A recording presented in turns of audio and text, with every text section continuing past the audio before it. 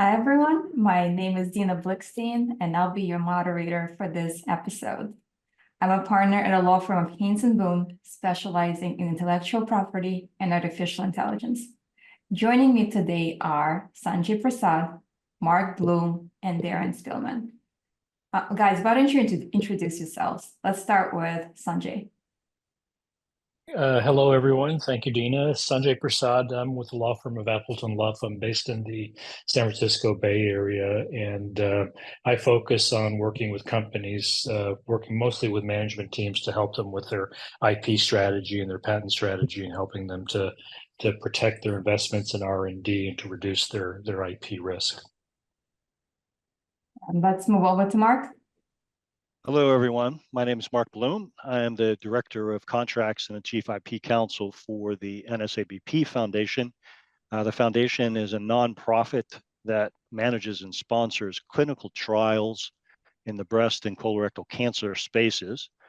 Although I am a registered patent attorney, my primary focus is on transactions. Glad to be with you. And I'm in Pittsburgh, Pennsylvania. And let's move over to Darren. Hi, everyone. My name is Darren Spielman. I'm a partner at the Concept Law Group, a law firm based in South Florida. We're a full-service intellectual property law firm. I spend my time focusing heavily on topics of trademarks and copyrights, but I litigate everything, including patents and trade secrets and all the good stuff that comes with that. Right. And if you're interested, you can read more about us on slides 36 to 40 of the accompanying slide deck. All right, so before we get started, let's say thank you to our sponsors. We have Mood, an online dispensary offering only high-quality products. There is Sunburst Digital, a maker of our number one typing application for kids, and of Max Asset, a company that helps evaluating assets online. You can also sign up for our free weekly newsletter at financialpoise.com/subscribe. If you're attending this webinar live, you can submit questions using a web portal. If you're watching it on demand, you can email us your questions at info@financialpoise.com. Apologies.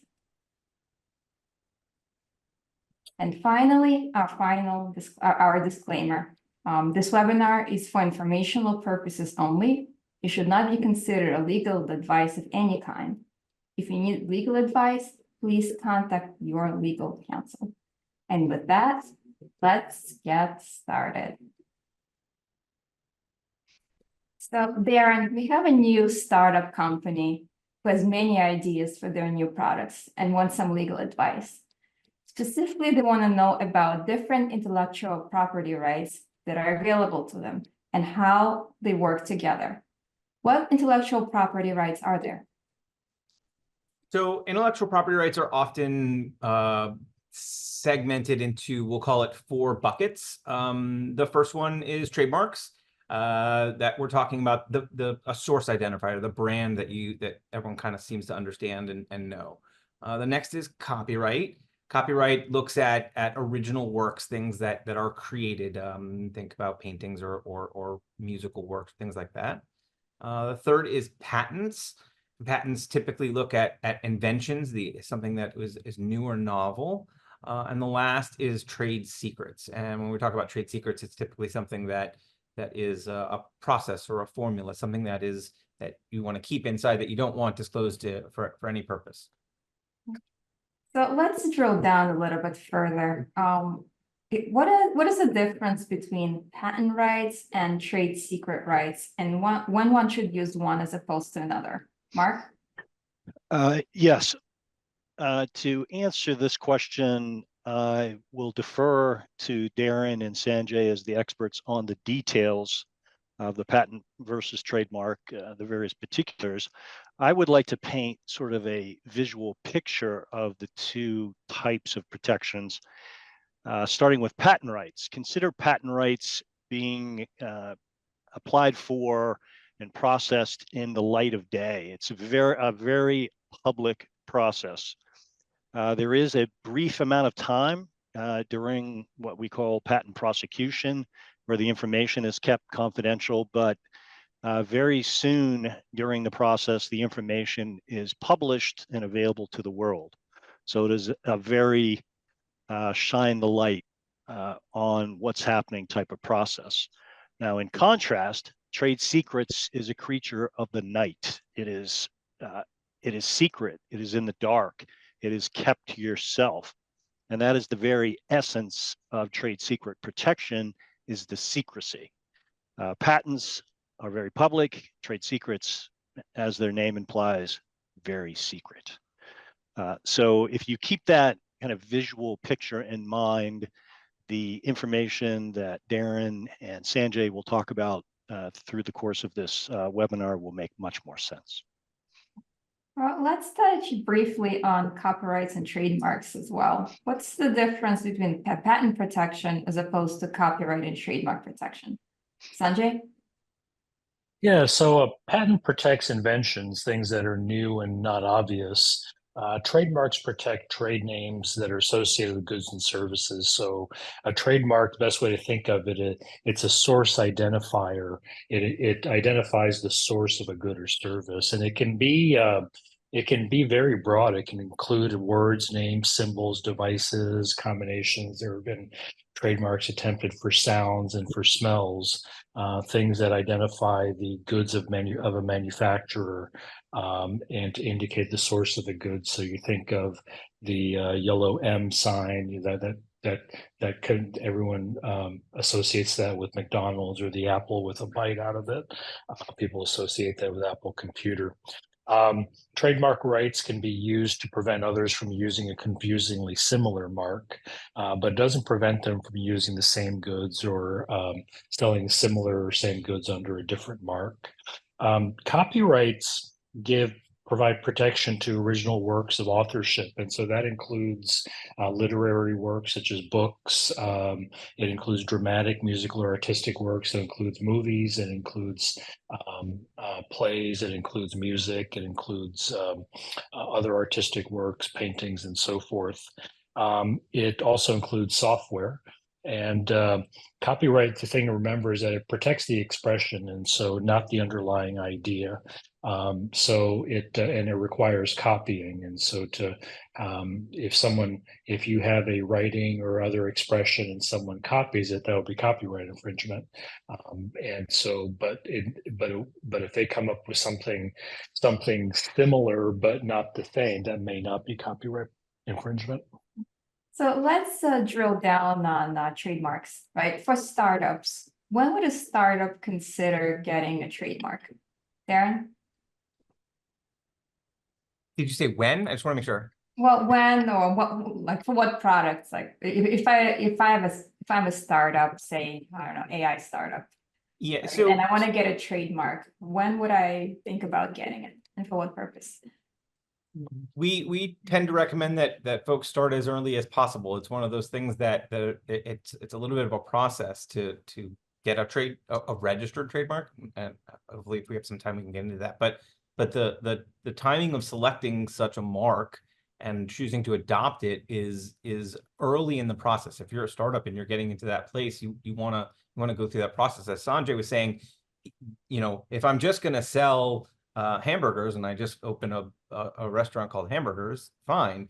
But if I want to have some brand, if I want to have people understand the source of my specific hamburgers, then am I going to launch the golden M's as anyone who might know a McDowell's to compete with McDonald's. So the key is to make sure that we're thinking about these branding choices up front so that we can select and adopt a mark and ultimately have a mark that's in place for the customer to know and for you to develop goodwill and equity around. All right, so going back to your hamburger example, would be the timing to select the mark before you start designing the logo or after, at some point in between? The answer is typically before. If you're designing a logo, you need to have in mind what that logo is going to represent to folks. As I think we were starting to talk about the different types of copyrights, well, there's different types of trademarks, and so There, you could have a word trademark, or you can have a design mark, or you can have a combination of words and designs. So it depends upon what you want your brand to be represented by for folks. But those are the kinds of decisions that typically are better decided early on in the process before it's released into the public, so that you can make sure that you're picking the right thing and that potentially you're not infringing on somebody else's rights. All right, so Darren, you touched on this a little bit. There are different types of trademarks. Mark, can you expand on what those different types are? Yes, I just continuing with Darren's excellent explanation. The idea of what mark should I use, how do I go about it? It's important because this could be, one of the key intellectual assets of your company, and you want it to be able to be very, very distinctive. Now, there's different ways to describe marks. You can describe them as using the word descriptive. Maybe you make green widgets and your company is called Green Widget Company. It's not going to be a very good mark for you because it's almost generic. Now, if you think of a fanciful mark or even an arbitrary mark that is very easy to recognize and remember and is different. I always like the example of Haagen-Dazs ice cream. As it turns out, Haagen-Dazs doesn't mean anything. It's completely nonsensical, but it's memorable. So it's very easily tracked if you're looking for someone who may be trying to use it without your permission. That's the type of thought process that would go into choosing the nature of the mark that you want. And if you want to connect it to a particular color or a logo, and that will help you in the process because you'll be able to either on your own or through Learned Counsel, search the database of trademarks that have already been registered to make sure that you're not doing something that someone else has already done. And you can start on your way, because that particular mark is going to be used as a part of a much broader branding effort on behalf of your company. It will be an integral part, likely, if you get a registered trademark. I'm actually really glad you touched on branding. Right? So going back to Darren's hamburger example, we want to create a new line of hamburgers for 2024. Should they brand the names for those hamburgers or just call it a hamburger? Sanjay? Yeah, there's a bunch of things to consider when coming up with brand names. One is functionality. The nature of the product or of the business. If you think of company names like Facebook or IBM or Microsoft, they do suggest in a way the nature of the business. And similarly, you could suggest have something in the name to suggest that it is a hamburger, that it's a good hamburger. There's memorability. You want to find a name that sticks in consumers' minds. That'll take some effort, some marketing and advertising and stuff, but you want something that hopefully will be memorable by consumers. Also, there's simplicity, so that the name is simple to spell and pronounce. There are exceptions, of course. There's the Haagen-Dazs probably was not easy to spell or pronounce when it first came out, but it became memorable after some amount of time. So there's a fair amount of creativity involved in that, but there is a bunch of things to think about when you're coming up with names. Now, correct me if I'm wrong, Mark, but brands can be protected with trademarks, right? That's correct. There are two aspects of the trademark to think about when you're starting the process or continuing the process. The first is the classes of goods and services to which the trademark will be attached or associated with. And Those classes have to be designated when you start the trademark registration process. So you need to be thinking about what types of products and services that particular trademark may be attached to. In the case of our hamburgers, well, yes, the hamburgers are one thing, but what about T-shirts that have the name and logo on them, or hats, or other types of materials that likely will be utilized as a part of the process of building the brand? So you need to make sure that you think about those things and that you choose the classifications, because that's something that you have to do during the process, that will encompass all of those items that will likely be used as a part of your branding process. And that's something that a trademark attorney would obviously help with.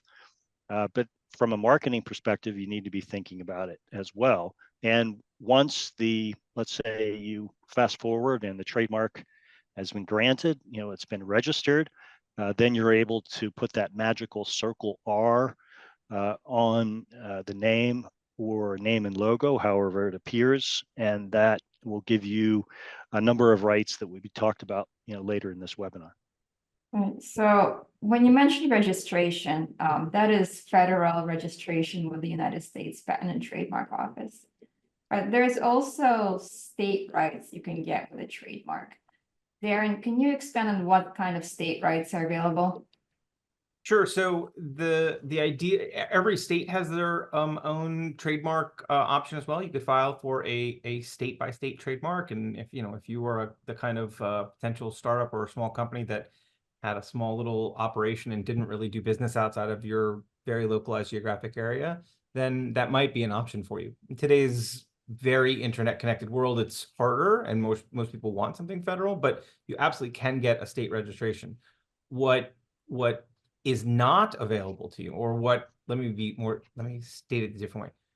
Merely creating an entity in your state and getting a business, a name, that is not trademark use. So that does not create trademark rights. Merely by going to your Secretary of State and registering your company name, that's not trademark use. That doesn't create trademark rights because you're not using the mark. You're just creating a corporate formality in your specific state. So it's a common misconception that clients show up and say, well, I've had my corporate name for 3 years, but I tell them, but you haven't used it. You haven't done any business in connection with that name, because it goes all the way back to what Mark and Sanjay were saying in the beginning. It all is about source identifying. You have to actually use the mark for people to know that you're doing something. You can't just placehold with a corporate name. All right, and correct me if I'm wrong, you can apply for federal registration at any time. Correct. You can apply it at any time for federal registration without use. That is the exception that you can, it's called an intent to use application. So because the Trademark Office and the law, when they were writing the law, recognizes that it might take time for you to ramp up, to create manufacturing, to do research and development. They wanted to make sure that a party could essentially do a placeholder for the purpose of applying, because there's a time sequence to get that application through. So if I decide to obtain a federal trademark registration, what would be the process? Sanjay? So you file an application with the U.S. Patent and Trademark Office, and as Darren mentioned, there is generally trademark rights arise by use, and so the Trademark Office distinguishes between two types of applications. One is that the mark is already in use. Or there is the intent to use, where you're investing and you're developing and so forth, and you have an intent to use a certain mark, and so that can also be a basis for registration. You file it. The Trademark Office is a bit backed up these days, and so there is a bit of a delay, but it will be examined by a trademark examiner, and you'll get a response back. It may be allowed. There may be certain formalities you need to comply with, or there may be some substantive objections to your attempt to register it, such as that it's descriptive, it's confusing, so forth. And so you'll have to engage with the Trademark Office to go through that process. Right. Are there any legal advantages to getting a federal registration, or non-legal advantages? Sanjay? Yeah, I mean, there's many. I mean, in terms of legal advantages, federal trademark registration, it allows you to sue in federal court, which has a number of procedural advantages over trying to enforce a trademark in state court. It also has certain presumptions as to the registrability of that mark, which can help quite a bit in terms of litigation and enforcing it. And you can get certain various types of damages in federal court. And then, I mean, in terms of practical aspects, registration has a very significant aspect in that when parties go to register, apply for marks, they typically will do a search. And so if you have a federal registration, your mark is much more likely to come up in the search that other parties will do, which will allow them to work around your mark unless there's less chance that they'll inadvertently stumble upon and start using your mark or similar marks. So I think, so something to remember here is if you do federal registration, you're in federal courts. If you do state registration, you're in state courts. But before we get to the court, when you actually get the trademark, do other people and companies respect it? Darren? As someone who litigates every day, sometimes I want to say no, they don't. But in general, they do, and that's what we tend to find is that's why, and most IP or trademark attorneys will tell you, you are supposed to put that little R in the circle there. You're supposed to be telling people that you have a registered trademark. It is designed to dissuade them from infringing on your rights. It's also designed to continually and almost subconsciously inform the public that you have these built up rights. What I would build on what Sanjay was just saying about the benefits of the registration, if you are in the place where you are having goods, not services, so you can either get goods or services, but if you're selling a specific good, whether you manufacture in the US or you don't, there's a potential, a very high one, that people are bringing in counterfeit goods from overseas of your goods using your mark. If you get a federal registration, you can register that mark with customs, and customs will monitor the shipments that are coming in and out of all of our ports. It's one really good way that people use enforcement mechanisms to try to stop others from infringement. The other way is obviously, using attorneys to help go after potential or actual infringers. Yeah, I'm actually glad you touched on this. What are some other ways that a trademark owner can police the use of their trademark by others? Sanjay? There's a fairly efficient way. There are services that can do certain watches and provide notifications. And that can be a pretty efficient way to do it. I mean, a lot of times, some of the best policing comes from salespeople when they go into competitive environments. They may well notice other marks that are similar. You can see it at trade shows also, but kind of a regular ongoing way is to use some type of a service that will regularly monitor online other usages of marks and provide you with reports. I think we covered everything there is to cover on trademarks. You guys have anything to add? All right, so let's switch over to copyrights. If we have a startup, how can a startup use copyright law to protect their brand? Let's start with Sanjay again. Yeah, sure. So one more thing, Dina, sorry, on trademarks is that on the policing issue, there is kind of a practical and legal need to police trademark usage. If you don't police it, you run the very practical risk that there is dilution of your brand and that it gets confused with other sources, and so that can that can have a significant adverse effect on a business. And then there's the legal aspect of it, where if you don't police it, you can actually lose certain rights to your trademark. And so you really do need to actively police your trademarks. It's not really an option. Right. I think Xerox was a good example of that, right? Yeah, exactly. Exactly. Yep. All right, let's jump over to copyright. How can copyright help protect the startup? So, copyrights can protect a lot of different things. They can protect, if you think of the various forms of expression that a business has, it can protect. I work in the tech industry, and so software protects software. Copyrights protect software. It also protects the manuals, and in fact, that's been a lot of times that's the thing that tends to get copied is the manuals and so forth. But in other industries, it can protect various aspects of it may also, I mean, it may protect various branding things such as the papers and so forth, kind of the more complex writings and stuff, something beyond a trademark. It can protect that. It can also protect various aspects of various products. A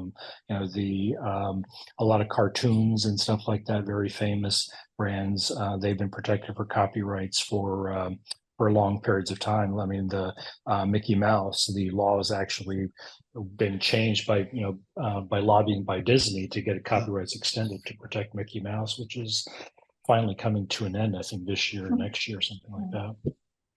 All right. So at which point can something be copyrighted? I mean, can I copyright an idea in my head, Darren? No. So copyright, the copyright that you get in your idea only comes into play when you actually fix that idea into some tangible form of a medium, something tangible. So if it's going to be a painting, or if it's going to be a movie script, or if it's going to be the next musical masterpiece, it's got to be put down in something. It could be digital. It doesn't have to be physically written down or drawn or write out the music notes. You can digitally record it or do something like that. Once it's fixed in a tangible medium, then you, under U.S. copyright, we'll stick with U.S. for now. It's much easier. Then you own the copyright. You own it by fixing it in a digital medium. You own the right to that work, even if we'll call it partially completed. You own that partially completed work.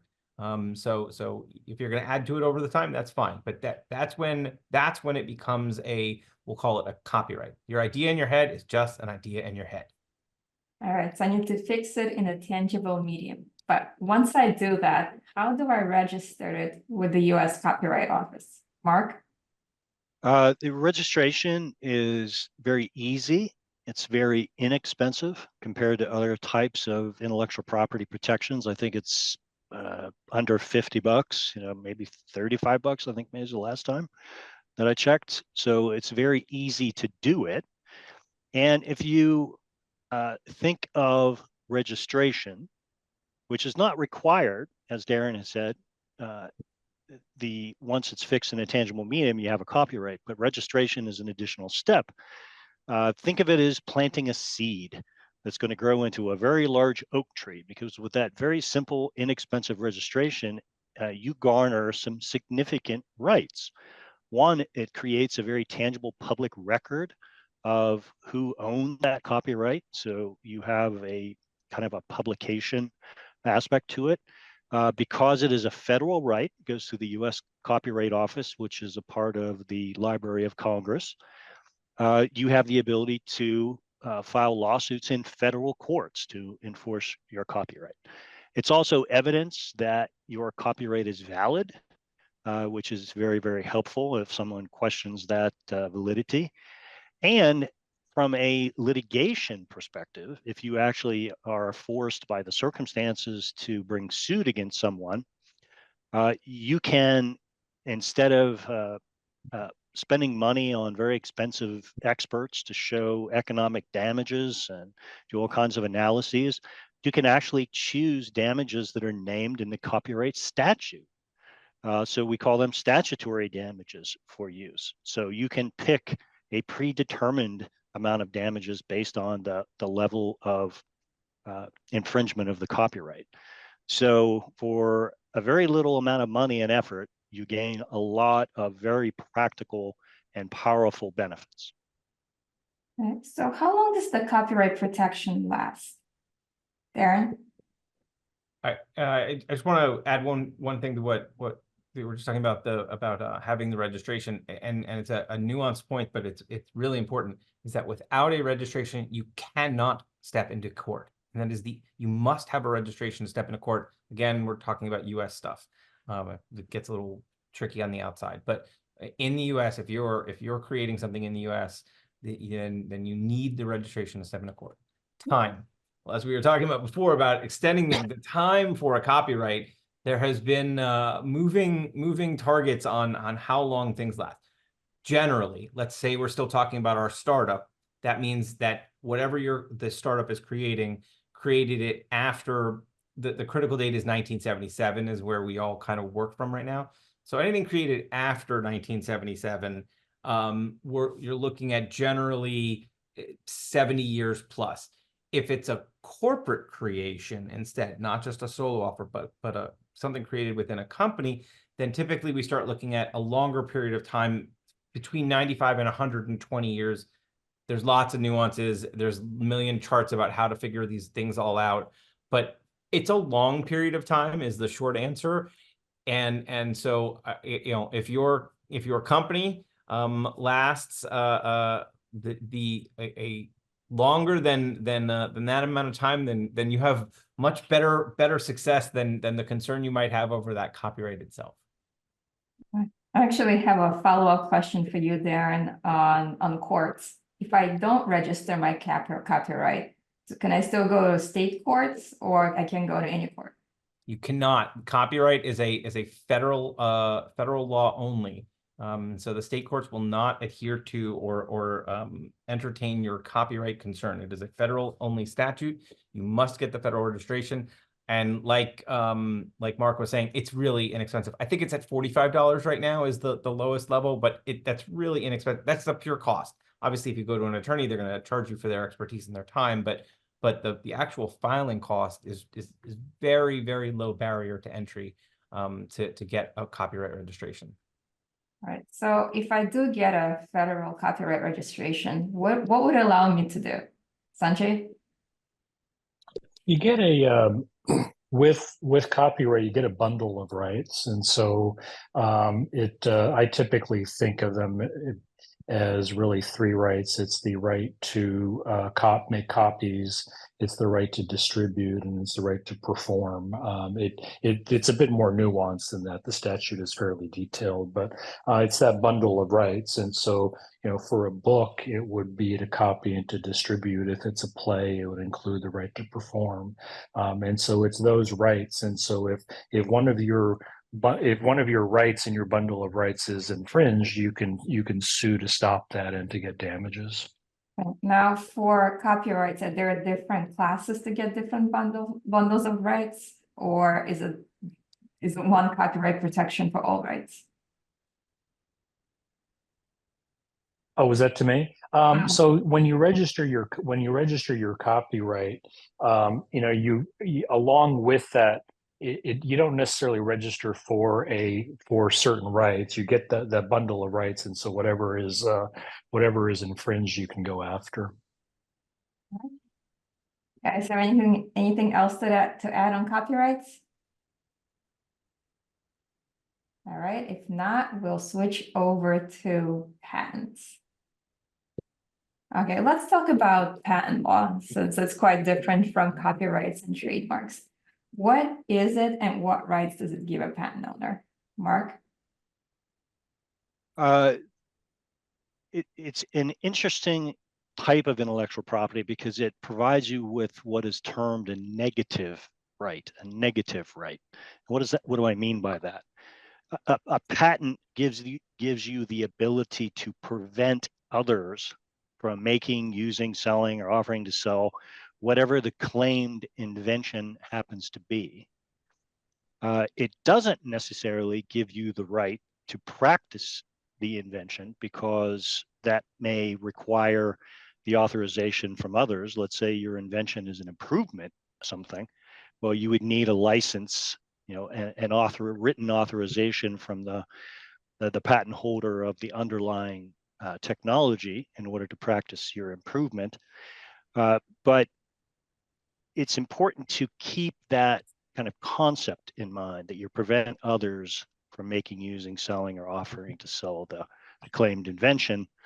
And the invention relates to, and I know we're going to talk about this in depth, is to what is actually claimed. And that's the word that's used, claimed, in the patent application. And the claim is the very stylized language that describes the invention.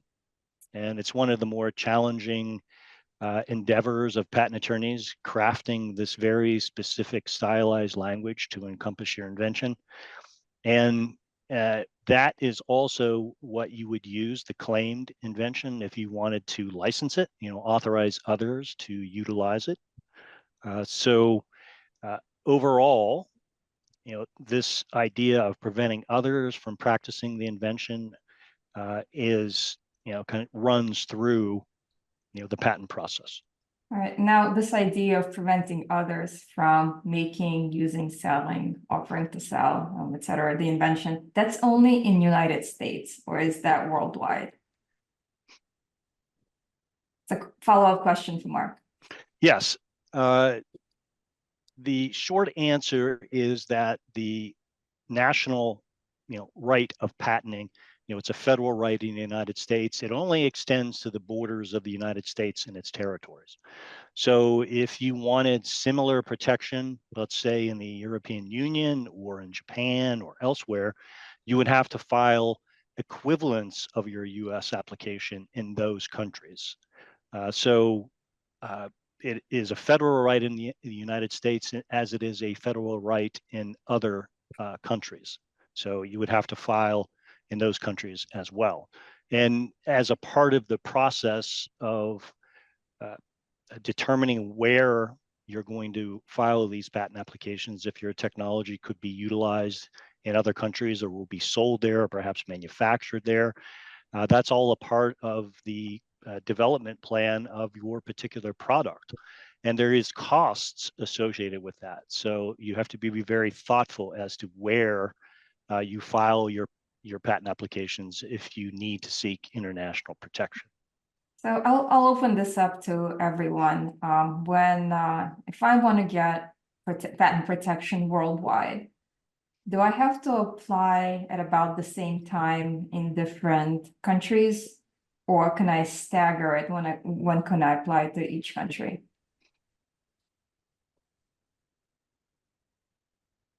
Go ahead, Sanjay. Oh, thank you. ahead. Yes, let me get started on it. It's a good question, Dina. It kind of goes to the way patents work. And with patents, they need to be new, which means that it can't have been disclosed before. So a filing in one country, if you file in the US, that patent application will get published, and that can be prior art then to filings in other countries. And so to avoid that, there are treaties among countries that recognize that a filing in one country will be effective as of the date it was filed in the other country, and so that avoids that issue. But to take advantage of that, you need to comply with the timeline. So the US has a bit of a grace period. Most of the world doesn't, but generally you need to file before something is made public or offered for sale. And if you do that, you can then, within a certain period of time, use that first filing in other countries to also obtain patent protection in those other countries. The timing can be kind of tricky, yeah. And how long does the patent protection last? Go back to Mark. Typically, patent protection will last in the US 20 years from the date of the original filing of the application. Now, one thing to keep in mind is that 20 years is from the date of the original filing. It doesn't take into consideration the delay that's likely associated with the process itself, which could take several years, depending on the nature of the technology, its complexity, the patent office's current workload. It could last 2, 3, 4 years plus. There are some procedures that you can apply for to help offset, a certain amount of time that's associated with the process. But in general terms, think about 20 years from the date of the original filing of the application.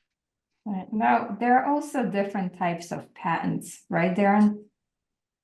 Yeah, so again, same kind of like the buckets on trademarks, there's sort of buckets on patents. They get broken into 3 general categories that people know of, and one is utility, another is design, and a third is plant patents. Those are the 3 big ones that typically are discussed and seen.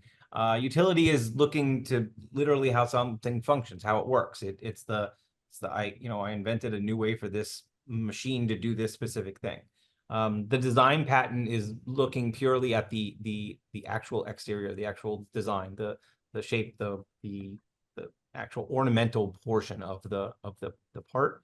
And then a plant patent is looking at some strain or version of a plant and how it asexually reproduces is the terminology that's used. Those are the 3 main ones that people recognize and see.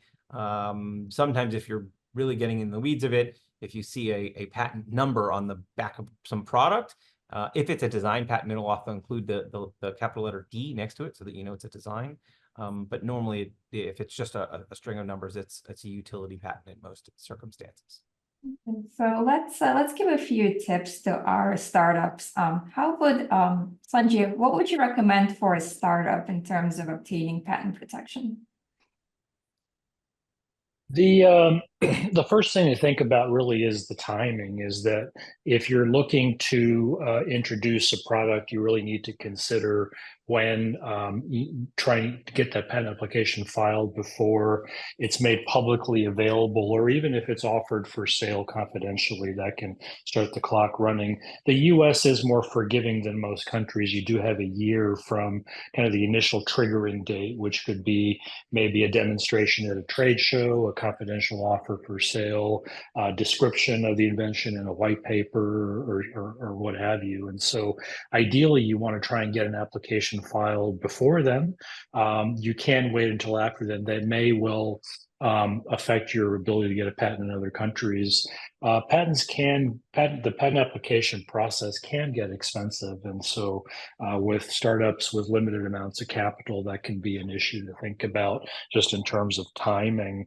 The US is actually very, much more friendly to small entities than most other countries are. The US has sharply reduced filing fees for small entities, 60% off the regular, whereas you don't get that in most other countries. The US attorney fees tend to be higher than many other countries, so it does tend to offset it. But the filing fees in the US will be relatively small. Once you start entering other countries, it can add up very significantly into the tens or sometimes over $100,000. So you should keep that in mind. The preparation process also can take up a fair amount of time from the inventors just in getting all the details right. And one of the things you may want to do is to use what's called a provisional application filing in the US, which can simplify things and reduce costs. You do need to make sure you put in the effort into describing the invention, because otherwise it won't be worthwhile to do. Okay. Now, once you get a patent, once the patent application issues, you get a patent number. Do you need to do anything with the patent number in terms of protecting your brand? I'll open it up to anyone. Yeah, there is an obligation as a part of having that right, that you affixed the patent number somewhere, either on the invention itself, the patented invention, or very close by. It could be on packaging, for instance, but it has to be shown in some way. And there's lots of rules and regulations about how that patent marking, quote unquote, is effectuated. yes, you have to do that. Right. What about software? Now, in recent years, there were a lot of arguments of whether software can be patented and also different considerations that one must have in patenting software. What should a startup consider if they want to try to patent their software program? Mark? I think the initial key question is what is the nature of the use of this software in view of your business? Is this something that you're only going to be using internally for a particular business purpose, or is the software the product that you're going to be marketing? And so looking at what is the value of this particular software and importance of the software to the assets as it reflects assets of the business. The software is a very unique type of technology because it has the ability to be protected by a number of the intellectual property forms that we have talked about. It's amenable to copyright protection, trademark protection, trade secret protection, patent protection on certain aspects of the software, particularly algorithms that can be reduced to a particular writing. It's a very interesting type of intellectual property, and all of those intellectual properties should be considered, if that software is the product of your business. And I'll leave it up to the experts to talk about the nuances of protecting software. It's not an area that I have much involvement in. And Sanjay, Darren, do you have anything to add? Yeah, I mean, with software, it's to build upon what Mark just said. There will be aspects of software that will be visible, and sometimes those are the most important parts of a program, the parts that users interact with, and the user could be a human user or another software program, and those things will not be secret. You won't be able to use trade secret protection. So to the extent you want some exclusivity over that, you're going to need to try and get a patent on it. If it's an algorithm that's buried deep down into the code, which may not be visible, then getting a patent on it may not help that much. Also, it's going to be hard to figure out if someone else is doing it. And my experience is things like that, they tend to change relatively quickly and they'll get tweaked. And so patents are expensive, they last a long time. And so if it's the type of technique that won't last a long time, and going through the expense and trouble of getting a patent may not be worth it. I mean, the other thing to keep in mind is that software protection for software-based inventions, it's one of those things that tends to vary more among countries than for other technologies. So software and life sciences, they tend to be kind of at the outer edges of patent protection. And so the lock on that can change from time to time, as we've seen in the US, and it can change from country to country also. So let's move on to trade secrets. And I think, Mark, you previously mentioned that secret, it's a creature of the night and it needs to stay a secret. How can a secret help a startup with their brand? Sanjay, let's start with you again. Sure. So just to give some context, a trade secret is not necessarily limited to technology. Some of businesses' most valuable secrets will not be in technology, but they'll be in other aspects of the business, like customer information. What do customers like? What do they know? Various aspects of customers, things like pricing and stuff like that. In many businesses, product plans will be a trade secret, and it won't last a long time necessarily, but it will be a very, very important thing to keep as a secret. But when it comes to technology, most businesses will want to have processes in place to keep information confidential, generally in the day-to-day business. And as part of that, assuming that's done properly, that will form the basis for obtaining trade secrets on various things, be it businesses or technology or whatever. But that's something that kind of needs to be regularly done. It's not like a patent where you can make a filing and then get it and then you're done. Trade secret protection, you need to be vigilant about it day to day. Right. So in that case, how would a court determine that something is a trade secret? Darren? Well, there's been a Well, lot of you're supposed to litigation keep it a secret, right? Yeah, the answer is, what did you do to make it stay a secret? What measures did you put in place? You know, it was just said, like, are you going through the steps to make sure? Are you putting physical locks in place? Are you putting digital locks? Meaning, does everyone in the company have access to those folders, and the super secret recipe is open and available for anyone to get to it? You actually have to put measures in place to treat it like a secret. Do you have contracts in place to make sure that those who do have access to some or all of the secret are bound by levels and degrees of confidentiality to ensure that it's not released in other places? You have to show the court that you did the work to keep it a secret, not that you just, well, it was, you know, I just hope that none of my employees walked in and took it. Like, you got to do something, do more is the obvious answer. Now, what courts are available to you? Are we only in state courts, or can federal law apply as well? Sanjay? You can do either. So historically in the United States, trade secret protection has arisen from state law, common law. You can get common law trade secret protection.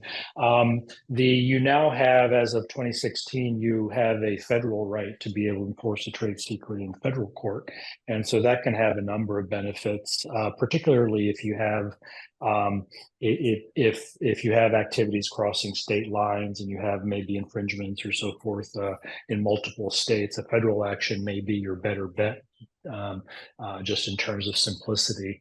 But you can do either or both. Unlike patents or copyrights, you can enforce in state and or federal court.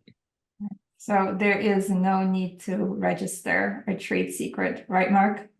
No, that is correct. And again, alluding to my favorite use of visualization, think of it, you've seen movies where vampires stay in the dark, but as soon as they step into the light, you know, they kind of go poof.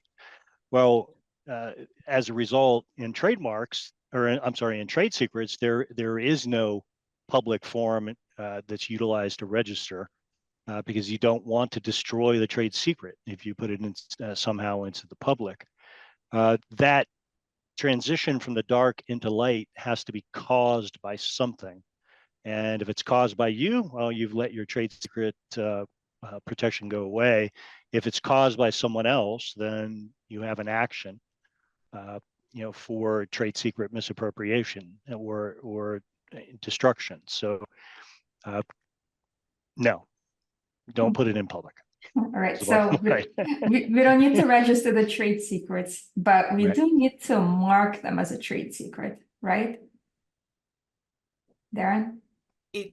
It's suggested that you do so. So saying, it comes back to what I was saying, like, what have you done to treat it as a trade secret? So do you have to label the file, the digital file itself, as protected trade secret? I think it's a good thing to do. Is it required? Probably not, if you've got a heavy level of password protection and encryption and limited access by, you know, to only certain required or key individuals.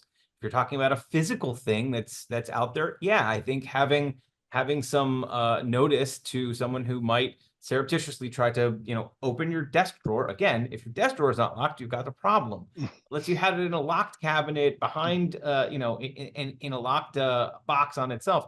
Do you put on the box that it's a heavy trade secret? Yeah, I think it's a good suggestion to do so. The courts will find that to be a very good reason why you made it abundantly clear that it's a trade secret. This also comes back to the idea of, do you have the right contracts in place? So if you have a contract that allows for the disclosure or limited disclosure of certain information, where you have identified that certain things are trade secrets, then it helps to put that potential other party, either a third-party contractor or vendor, on notice that you treat these as trade secrets and that they're only being provided this limited information for the requirement to do their third-party job.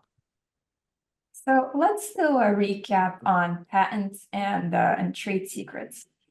For a startup, right, what would be an advantage to getting a patent as opposed to a trade secret and vice versa? And I'll open it up to anyone. Well, there's definitely pros and cons for both types of intellectual property protections. It's going to be driven by the particular circumstances of whatever, call it the thing is that you're trying to use as a business asset. Some business assets will be more amenable to patent protection because of their nature and how they're going to be used. Others, may be more amenable to trade secret protection. Information would be a good category to think about, as was discussed earlier. There are cost differences, between the two, and the cost of enforcing those types of intellectual property protections is also likely different. So it's all driven by the circumstances, and you're using the favorite legal phrase, the totality of the circumstances have to be examined to determine which is the best path to take. And you certainly need to be talking to a learned counsel about these types of things. All right, which brings me to the next question, right? Suppose there is infringement of patent, trademark, or copyright, or maybe the trade secret have been stolen. What are the potential remedies that a company has? Let's do it before filing an action with the courts and also after. So let's start with Darren for before. I'm sorry, repeat the sequence again. So suppose there is infringement, right? What remedies are available before going to court and also after going to court? Like what would a startup need to do if they're So what often happens is you can go and typically we send a demand letter, maybe a cease and desist, depending on the nature of the alleged infringement. And maybe you're going to work out a resolution, get them to stop their alleged infringing activity. Maybe you work out a license for them to continue doing what they did, or to compensate the IP owner for the past infringement. Maybe you work out a settlement agreement that goes through a mix of both of those. There's a number of ways to work out things pre-litigation. Hopefully, it's always preferred because our litigation is very expensive.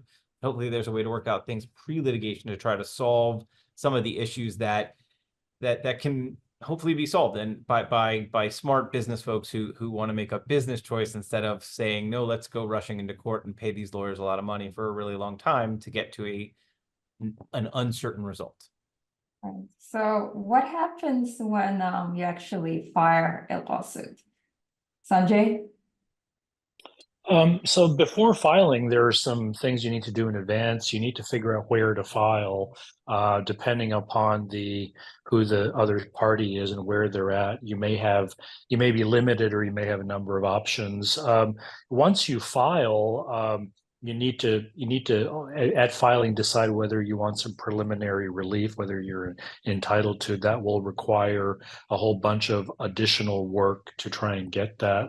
But once you file, you're then in a process that you need to comply with, and that can be lengthy and expensive.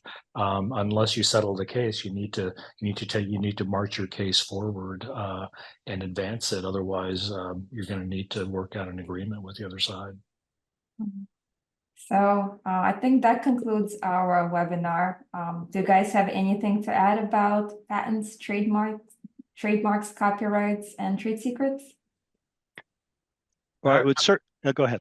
So I would only say that these are technically, all of these are available to the public to be able to handle on their own through the USPTO or the Copyright Office.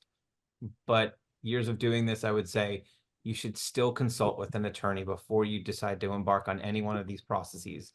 They're complex sometimes, oftentimes they're complex, and you might end up with the rights that you think you want, but not realize the pitfall that you fell into until years later. So I would say consult with an attorney in your area.